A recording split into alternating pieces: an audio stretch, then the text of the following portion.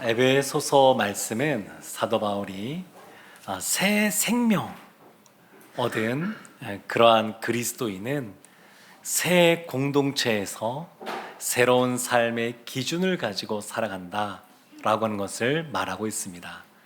그런데 이와 같은 에베소 교회의 성도님들은 사실 예수 믿은 때도 다르고 그 신앙의 수준도 좀 차이가 있습니다. 그래서 오늘 말씀에 빛 가운데 빛의 자녀처럼 행하라 이렇게 말하고 있는데, 이미 이와 같은 삶을 살고 있는 성도님도 있을 것이고 또 이와 같이 힘써 살아야 될 성도님도 있을 겁니다. 그래서 오늘 말씀을 우리가 통해서 이미 이와 같이 빛 가운데 빛의 자녀처럼 삶을 살고 계신 성도님은 더 힘써 그렇게 사시면 되고, 부족하다 싶으신 분들은 다시 한번 더 마음을 새롭게 하고 힘써 살아가는 우리 모두가 되기를 원합니다. 5장 8절 말씀, 우리 시작되는 말씀 함께 합독하겠습니다. 너희가 전에는 어둠이더니 이제는 주 안에서 빛이라. 빛의 자녀들처럼 행하라. 아멘. 전에는 어둠이었습니다. 어둠. 근데 지금은 주 안에서 빛입니다. 빛이신 주님 안에 우리가 거한다 이렇게 표현하지 않고 주님 안에서 우리가 빛이다 이렇게 말합니다. 우리가 빛입니다. 다만 주 안에 있을 때 우리가 빛입니다. 그래서 우리를 빛의 자녀라고 말을 합니다. 요한일서 1장 5절 말씀이 이렇게 말합니다. 우리가 그에게서 듣고 너희에게 전하는 소식은 이것이니 곧 하나님은 빛이시라. 그에게는 어둠이 조금도 없으시다는 것이니라. 하나님은 빛이십니다. 그래서 어둠이 조금도 없습니다.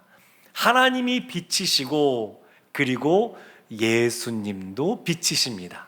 그래서 요한복음 12장 36절에 이렇게 말합니다.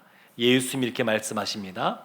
너희에게 아직 빛이 있을 동안에 빛을 믿으라. 그리하면 빛의 아들이 되리라. 빛이신 예수님을 믿으면 우리가 빛의 자녀, 빛의 아들이 되는 겁니다. 요한복음 8장 12절에서 이렇게 말씀하십니다. 예수께서 또 말씀하여 이르시되 나는 세상의 빛이니 나를 따르는 자는 어둠에 다니지 아니하고 생명의 빛을 얻으리라. 하나님이 빛이시고 그 예수님이 빛이신데 그분을 믿으면 우리가 빛의 자녀로, 빛의 자녀가 되고 빛의 자녀다운 삶을 살아가라는 겁니다. 태양이 있습니다. 태양이 낮에 빛을 비추는데 태양은 스스로 빛을 발하는 그러한 존재입니다. 그런데 밤에 빛을 비추는 달은 스스로 빛을 발하는 발광체가 아니라 그 빛을 받아서 반사하는 반사체입니다. 우리는 빛의 자녀인데 우리는 어둠이 아니라 이제 빛이 되었는데 우리는 어떠한 존재냐? 주님 안에서 빛이신 주님께 그 빛을 받아서 그 빛을 반사하는 반사체입니다. 우리 스스로 빛이 될 수 있는 것이 아니고 빛이신 주님 안에서 빛으로서 살아갈 수가 있습니다. 5장 8절 말씀에 너 빛의 자녀들처럼 행하라 라고 하는데 이 행하라는 현재형으로 쓰여져 있습니다. 그러니까 빛의 자녀처럼 한 번 행하면 된다 이것이 아니라 지속적으로 행하라는 겁니다. 빛의 자녀로 행하는 것이 우리의 일상의 삶이 되게 하라는 겁니다. 빛의 자녀로 행하는 것이 우리의 습관이 되라는 겁니다. 사도 바울은 에베소 교회 성도님들에게 이체 새 생명 받은 자로서 새 공동체에서 새로운 삶의 기준으로 가지고 살아가는데 빛의 자녀로 살아가라. 이렇게 말을 합니다. 오늘 본문을 통해서 그러면 빛의 자녀들처럼 행하는 것이 무엇인지 조금 더 구체적인 내용 세 가지를 살펴보려고 합니다. 먼저는 9절에 나와 있는데 함께 9절 말씀 보겠습니다. 빛의 열매는 모든 착함과 의로움과 진실함에 있느니라. 아멘. 빛의 열매가 있는데 세 가지를 말합니다. 모든 착함, 의로움, 진실함. 그러니까 빛의 자녀처럼 행하라 라고 할 때에 어떻게 행하는 것인가? 첫 번째는 빛의 열매를 맺는 겁니다. 빛의 열매를 맺는 것, 그것이 곧 빛의 자녀로 살아가는 것입니다. 착함이라고 하는 것은 선함을 말합니다. 예전에 지금은 이제 주님의 분에 받았는데 제가 존경하는 목사님이 설교 시간 시작될 때마다 부르는 찬송이 있었습니다. 좋으신 하나님입니다. 좋으신 하나님, 좋으신 하나님, 참 좋으신 나의 하나님. 제가 그분의 설교를 들을 때 설교 전에 늘 이 찬양을 부르니까 늘 먼저 기억하고 떠올리는 것이 뭐냐면 하나님은 좋으신 분이시지, 선하신 분이시지, 이겁니다. 일상의 삶 속에서 한 주간 쉽지 않은 삶을 살고 주일 예배 딱 참여했는데 먼저 이 찬양을 딱 부르면 맞아, 하나님은 좋으신 분이어서 나에게 이런 쉽지 않은 어려움들도 있지만 결국 합력하여 선을 이루어 가시는 좋으신 분이셔. 환난과 인내와 역경을 통해서 결국 소망을 이루어 가시는 좋으신 분이셔. 이런 생각이 먼저 든 상태에서 말씀을 듣게 됩니다. 하나님은 좋으신 분이십니다. 성령의 9가지 열매 중에 양선이라는 것이 있습니다. 그 양선, 그것이 동일하게 번역된 단어가 착함입니다. 착한 것. 그러니까 착한 겁니다. 착한 것. 제가 우리 성도님들을 생각해 보니까 착하신 분들이 너무 많습니다. 제가 말씀 준비하면서 한번 꼽았거든요. 다 꼽을 수가 없습니다. 너무너무 많습니다. 어제 그 교회 마당에서 하모니 분들이 고기 파티를 했습니다. 근데 뭐 아이들도 쭉 오니까 뭐 수십 명 이렇게 모여서 고기 파티 했는데 먼저 섬기고 배려하면서 세팅도 하고 숯불로 굽기도 하고 그리고 자발적으로 음식도 사갖고 오고 이런 것들 하는 겁니다. 착한 겁니다. 그게 착한 겁니다. 금요일날 저녁에 제가 이렇게 보니까 몇 분이 이렇게 뭔가를 싸고 있어요. 보니까 이번 주 토요일날 복음축제 때 오는 학생들 나눠줄 선물을 선생님들이 싸고 있는 거였습니다. 착한 겁니다. 착하다라고 하는 것은 다른 사람과의 관계 속에서 이기적으로 행하지 않고 이타적으로 행하는 것, 그것이 바로 착한 겁니다. 너무너무 많죠. 오늘 이 들어올 때 어버이들에게 축복송도 불러주고 하는 우리 청소년들, 청년들, 이런 학생들 별로 없습니다. 착한 겁니다. 시간을 따로 내서 그렇게 하는 겁니다. 오늘도 식사가 준비되어 있을 텐데 예배 마치고 나면 식사 준비하시는 분들, 그리고 돌아가면서 설거지 하시는 분들 착한 겁니다. 빛의 자녀로서 빛의 열매를 맺으라 그러면 뭔가 거창한 것 같지만 꼭 그렇지만 않습니다. 우리 가운데 착한 일들 하시는 분들이 너무너무 많습니다. 제가 생각해 보니까 곳곳에서 다른 분들을 위해서 섬기시는 분들이 너무너무 많습니다. 우리 성도님들뿐만 아니라 목사님들도 착합니다. 제가 지난 수요일 날 밤에 제가 수년 만에 처음으로 목사님들과 일탈을 했는데, 일탈이 뭐냐면 한강 가서 라면 끓여 먹는 것이었습니다. 근데 그 밤에 9시 넘어서 갈래요? 했더니까 가겠다는 겁니다. 어떤 부교육자가 그렇게 흔쾌히 그 밤에 담임 목사를 따라가겠습니까? 착한 겁니다. 그 라면 제가 샀습니다. 착한 겁니다. 착한 거. 그러니까 뭐 착한 게 많습니다. 이것이 다 빛의 자녀로서 착한 열매를 맺어가는 겁니다. 손영원 목사님 그러면 사랑의 원자탄이라고 그 별칭으로 불려집니다. 자신의 아들을 죽인 그 살인자를 주님의 사랑으로 용납하고 사랑함으로 양자 삼은 것, 그러니까 손해 보는 것 같은데 그와 행하는 것 착한 겁니다. 그래서 예수 믿는 사람은 어디 가서 너무 자기 걸 잘 챙겨 손해 보는 것이 없어, 이런 얘기를 듣는 것은 조금 한번 생각해 봐야 됩니다. 그러니까 어디 가서 물건을 살 때도 그 사람과 좋은 관계가 있어야 복음 전하기 좋으니까 웬만하면 깎지 않고, 너무 깎지 않고도 사는 겁니다. 그래도 너무 많이 부를 수가 있습니다. 제가 지난주에 부모님에게 드리려고 카네이션을 좀 봤는데 그분이 부른 값이 있어요. 근데 제 얼굴을 보더니까 2배를 불러요. 이럴 경우는 안 사면 됩니다.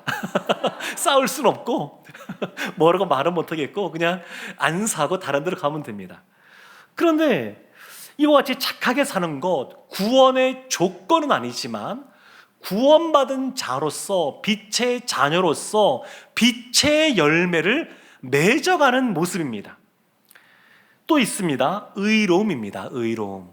착함이 다른 사람과의 관계 속에서 말하는 거라 그러면 의로움은 하나님과의 관계 속에서 오는 겁니다.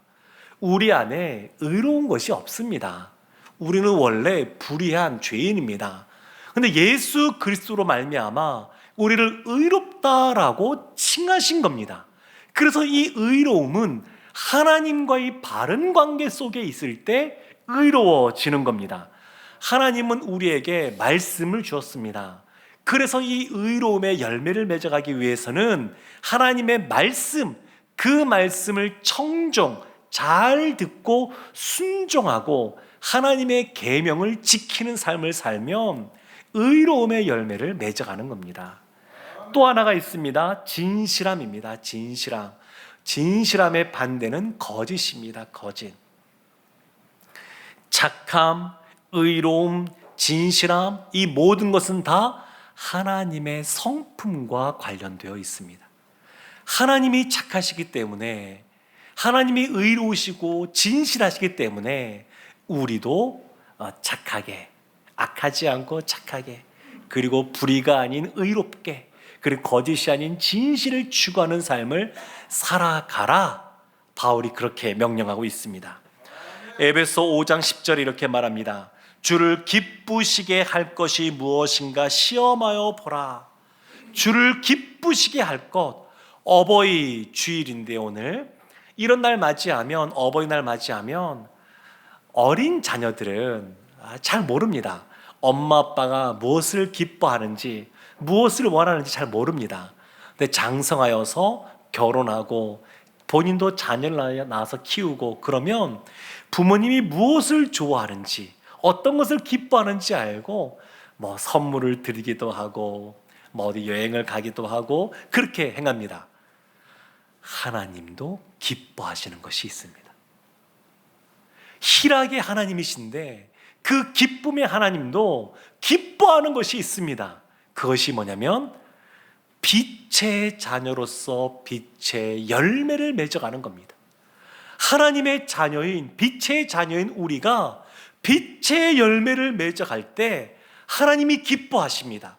다른 사람을 향하여서 선을 베풀 때, 하나님을 향하여 말씀을 지키고자 하는 삶을 살아갈 때, 거룩하고 진실한 삶을 살아갈 때 하나님이 기뻐하십니다. 빛의 자녀처럼 행하라. 첫 번째가 빛의 열매를 맺는 겁니다. 두 번째가 있습니다. 11절 말씀에 이렇게 나오는데 함께 보겠습니다. 너희는 열매 없는 어둠의 일에 참여하지 말고 도리어 책망하라. 열매 없는 어둠의 일을 참여하지 말고 책망하라. 이것이 두 번째입니다. 책망하다라고 하는 것은 드러내다, 들추어내는 겁니다. 어둠의 일을 들추어내는 겁니다. 들추어내는 것. 이것이 두 번째 행할 것입니다. 그런데 이것을 누구에게 말하고 있냐면 너희라고 말합니다. 너희는 지금 이 서신을 받는 에베소 교회 성도님들입니다. 이미 예수님 믿고 어둠이 아니라 빛 가운데 거하는 빛의 자녀가 되었습니다. 그런데 열매 없는 어둠의 일에 동참하라고 동조하라고 하는 유혹들이 있고 넘어갈 수가 있습니다. 베드로후서 2장 2절에서 2장 22절에서 베드로가 이렇게 말합니다. 참된 속담에 이르기를 개가 그 토하였던 것에 돌아가고 돼지가 씻었다가 더러운 구덩이에 도로 누웠다 하는 말이 그들에게 응하였도다. 그러니까 이 속담 말처럼 이미 어둠에서 빛으로 신분이 바뀌고 소속이 바뀌었는데 여전히 이전으로 돌아가고자 하는 그런 모습이 있을 수 있습니다. 그래서 거기에 참여하지 말고 오히려 드러내라는 겁니다. 혹 우리 가운데 어두운 일들, 또 마음에 상처받은 일들, 이런 것들이 있다 그러면 그것을 늘 감추고 덮는다고 해결되는 것이 아니고 드러내는 것이 필요합니다. 드러내는 것.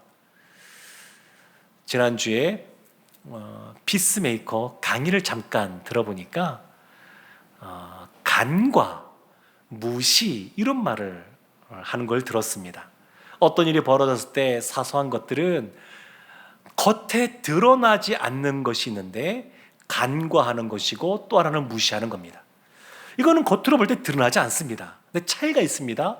간과는 그 어떤 사건이나 말을 들었을 때 그냥 그것을 흘려버리는 겁니다. 내 안에서 어떤 망을 더 넓히고 다 그런 것을 내 안에 쌓아두지 않고 흘려보내는 겁니다. 무시는 뭐냐면 흘려버리는 것이 아니라 쌓아두는 겁니다. 쌓아두면 어떻게 될까요? 나중에 언젠가는 폭발할 때가 있습니다. 다릅니다.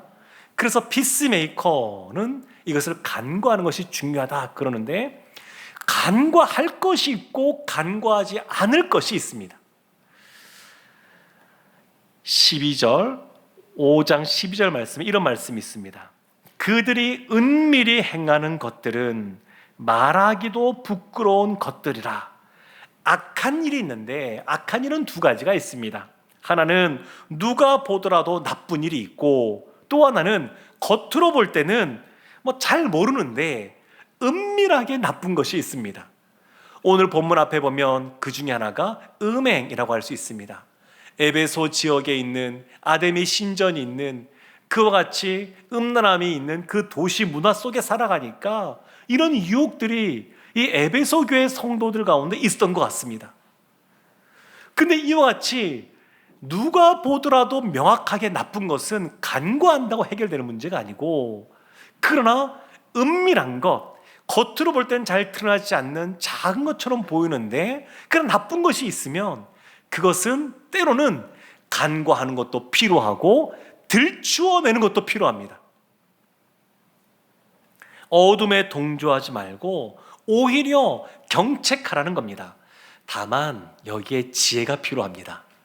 우리들 가운데 혹 마음에 여러 가지 상처와 어려움이 있고 또 어떤 잘못된 그러한 죄악된 습관이 있는 모습이 있다 그러면 그것을 언젠가는 해결하고 가야 되는데 그것을 그냥 직설적으로 그냥 아무렇게나 말하면 큰 문제가 생깁니다. 참으로 지혜가 필요합니다. 그래서 기도하면서 이것을 해결해 가야 되는데 어떻게 해결하면 좋냐면 우리들의 소그룹인 순에서 이것을 해결하는 것이 좋습니다. 순 안에서 행하는 겁니다. 순원들 사이에는, 순자님과 순원들 사이에 서로 사랑하고 서로 위해서 기도해주고 신뢰 관계가 쌓여 있습니다. 그래서 그 안에서 때가 되었을 때에 기도하며 하나님 주신 지혜로 이런 것들이 하나하나 들추어져야 됩니다. 드러나야 됩니다. 그래야 이 문제가 해결이 됩니다. 사랑이 넘치는 순들은 보면 그래서 감추었던 마음의 상처들이 어느 순간 드러나게 됩니다. 그리고 죄된 습관도 드러나게 됩니다.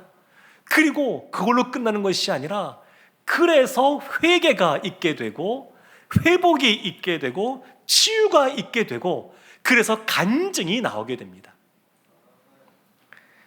사랑하는 성도 여러분, 빛의 자녀로 행할 때에 먼저는 빛의 열매를 맺어가야 되고 또 하나는 어둠의 일을 들추어내는 것이 필요합니다.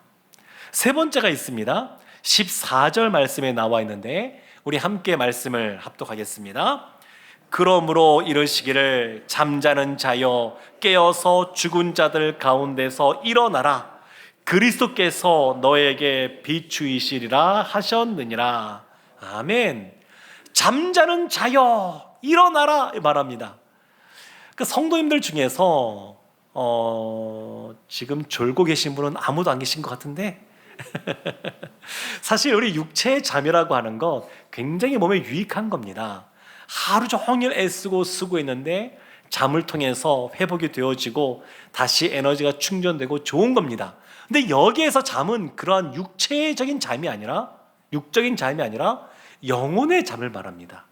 영혼이 잠들 수 있습니다. 영혼이 잠들어 있는 사람은 깨어 일어나라고 말합니다. 요나 선지자가 니느웨로 가서 말씀을 선포하라는 하나님의 사명을 받았음에도 불구하고 다시스로 가는 배를 타고 도망을 칩니다. 그리고 그 배 안에서 무엇을 했는지를 묘사하는데 배 밑에서 잠들었다 이렇게 말합니다. 그냥 폭풍과 몰아치고 배가 흔들리는데도 그냥 잠들어 있습니다. 이것은 몸이 피곤하거나 그래서 잠잤다 볼 수도 있지만 요나 선지자가 영적으로 지금 잠들어 있다라고 하는 것을 극명하게 보여주는 그런 묘사입니다. 요나 선지자가 잠들어 있었습니다. 하나님의 말씀보다 민족적인 감정이 먼저 앞섰습니다. 그래서 하나님의 말씀을 들었음에도 불구하고 영적으로 깨어있지 않고 그냥 무뎌져 있어서 잠들어 있어서 그냥 도망쳐버리고 맙니다. 예수님이 제자들에게 기도 부탁을 하셨습니다. 이런 표현이 거의 없는데 십자가를 지시기 전날 겟세마네 동산에서 예수님이 기도하실 때 제자들에게 나를 위해서 기도해 다오 이렇게 기도 부탁하셨습니다. 제자들도 할 말이 있습니다. 예수님 아침부터 일어나가지고 저희가 얼마나 많은 사역들이 있었습니까? 그것도 하루만이 아니고 3년 동안 만성 피로에 시달립니다. 이렇게 핑계거리 될 수 있습니다. 그런데 예수님이 기도하지 않고 콜콜 자고 있는 제자들 향하여서 탄식하십니다. 마음은 있으나 육체가 약하다 이 말은 그들을 위로해 준 말이 아니고 탄식하신 말씀입니다. 깨어서 기도해야 되는데 이제 예수님이 십자가를 지시니까 영적으로 깨어 있어야 되는데 그냥 잠들어 버린 모습 가운데 있는 겁니다. 그냥 육체만 잠든 것이 아니라 제자들은 영적으로도 지금 잠들어 있는 겁니다. 사랑하는 성도 여러분, 사도 바울은 혹 우리 가운데 영적으로 잠들어 있으면 깨어 일어나라 라고 말씀합니다. 깨어 일어나서 죽은 자 가운데서 일어나서 그리스도께서 비추신 그 빛을 비추라 이렇게 우리에게 말을 합니다. 사랑하는 성도 여러분, 우리는 빛의 자녀인 줄로 믿습니다. 찬송가 중에 빛의 자녀를 빛의 사자들이라고도 표현합니다. 빛의 사자들이여 어서 일어나서 어둠을 물리치고 이 찬양이 있습니다. 빛의 사자들이 하는 것이 무엇입니까? 빛이신 예수 그리스도를 전하는 겁니다. 빛의 자녀로서 빛의 자녀에 합당한 삶을 살아갈 때 아주 도드라지는 대표적인 모습이 뭐냐면 복음을 전하는 모습입니다. 이번 주 토요일 날 다음 세대 복음 축제가 있습니다. 저도 만나려고 하니까 참 만나는 게 쉽지가 않습니다. 그렇지만 우리가 할 수 있는 대로 복음의 씨앗을 뿌려야 됩니다. 아무것도 하지 않으면 아무 일도 하지 않습니다. 하나님 안에서 위대한 것을 꿈꾸고 복음을 전할 수 있는 입술을 열어야 됩니다. 그러면 우리는 그냥 전하기만 하는 것이고, 그리고 싹을 틔우고 자라게 하시고 열매 맺게 하시는 분은 하나님이 하시는 몫이니까 우리는 누가 할 수 있는 대로 옆집에 계신 분에게 누구 엄마 우리 이번에 토요일 날 이런 좋은 곳 있으니까 자녀와 함께 한번 오세요, 이 한마디 하시면 됩니다. 그러면 나머지는 하나님이 행하시는 겁니다. 마태복음 12장 33절에서 이렇게 말합니다. 나무도 좋고 열매도 좋다 하든지 나무도 좋지 않고 열매도 좋지 않다 하든지 하라. 그 열매로 나무를 아느니라. 열매로 나무를 압니다. 열매로 압니다. 빛의 열매를 다른 식으로 표현하면 빛의 충만이라고 할 수 있습니다. 빛이 충만할 때 그 빛의 열매가 맺어져 갑니다. 예수님께서 포도나무 비유를 말씀하시면서 나는 포도나무요 너희는 가지니 라고 말합니다. 그리스도 안에 붙어 있는 것, 주님을 믿는 믿음으로 붙어 있는 것, 그러면 우리 가운데 생명이 있고 우리를 통하여 열매가 맺게 될 줄로 믿습니다. 사랑하는 성도 여러분, 빛의 자녀로서 빛된 삶을 살아가서 하나님의 기쁨이 되는 우리 모두가 되기를 주님의 이름으로 축원합니다. 아멘. 기도하겠습니다.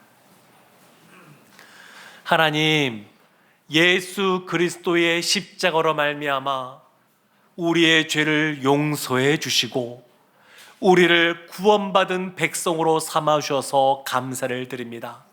우리가 빛의 자녀로서 이제 그에 합당한 빛의 열매를 맺기를 원합니다. 어둠을 피하고 그 어둠의 일을 드러내기를 원합니다. 하나님, 늘 깨어 일어나 빛 가운데 거하는 저희 모두 되게 하여 주옵소서. 하나님의 큰 기쁨이 되게 하여 주시옵소서. 이번 복음 축제에도 이와 같이 쓰임 받는 저희들 될 수 있도록 은혜를 내려 주시옵소서. 예수님의 이름으로 기도합니다. 아멘.